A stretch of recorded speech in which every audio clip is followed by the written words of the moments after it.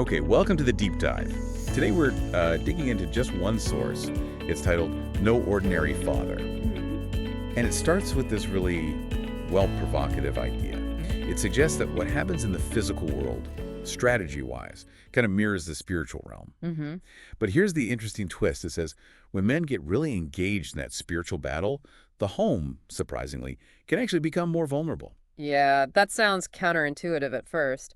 But the source doesn't just, leave it hanging there. It argues straight away that men are actually meant to be in that fight. Right.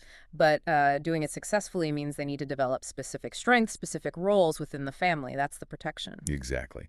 So that's our job today in this deep dive, right? To unpack what this source sees as those protective strengths and roles, we're going to zero in on the four main types of fathers it talks about, look at their characteristics, but stick really close to the source's own examples. Right, and it lays them out pretty clearly, 4 dimensions, you could say, or types. Each one is presented as, vital for that spiritual resilience at home. Okay, so first up, the source talks about the father who recovers.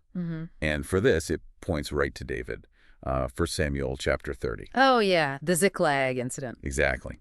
David and his men come back, find everything burned, family's gone. Yeah. But verses 18 and 19, they say David recovered all, nothing lacking. Sons, daughters, everything. And the source uses this to talk about more than just getting stuff back. It's about needing to cultivate real fortitude, that deep inner strength, that refusal to give up when your family's under attack or something's been lost. So the qualities are like courage. Courage, definitely. And love, that's the fuel, right? And valuing relationship enough to make sure nothing is lacking. It's about that grit, that determination to reclaim what was taken. Okay, so from recovery, we move to something more proactive. The father who represents. And the example here is Job. Specifically, Job chapter 1, verse 5.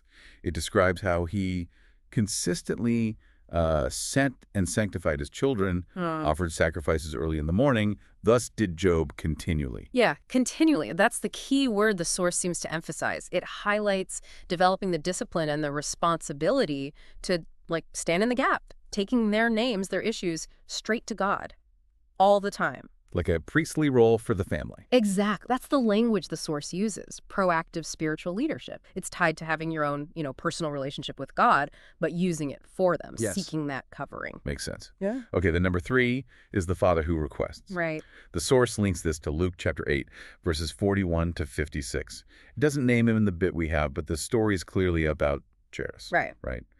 The father whose daughter is dying, and he just throws himself at Jesus' feet, begging. Desperate plea. And the focus here is on developing the strength, not like physical muscle, but that spiritual, emotional power to actually take your kids to God, especially in a crisis. And the qualities. Well, the source points to that humble desperation knowing you can't fix it.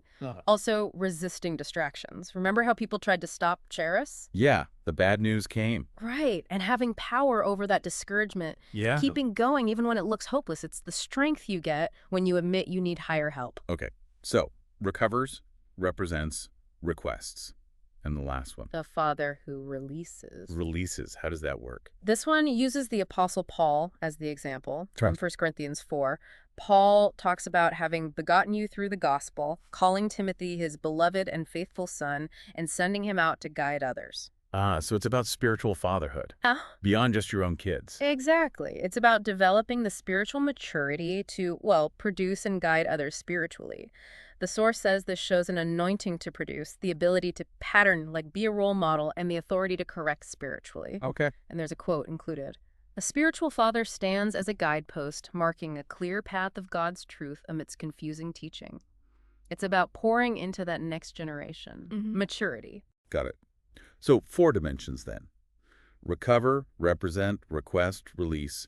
Each one pulled from a specific story, highlighting a different kind of strength. Yeah, and they're not just, separate boxes. The source seems to imply they build on each other, painting this picture of fatherhood that connects that inner fortitude. With the consistent spiritual duties. And the desperate action when needed. And finally, that mature guidance for others. Right, and the source ties all this back to protecting the home, providing direction, especially because of that initial idea, remember? The vulnerability when men are in the battle. These roles become the countermeasure, the defense. So it really brings us back to that starting point, doesn't it? It does. And maybe here's something for you, the listener, to think about. Given what the source says about vulnerability during spiritual battle, How does developing and trying to balance these roles, recovering, representing, requesting, releasing, how does that actually push back against the vulnerability it describes? Yeah, think about it.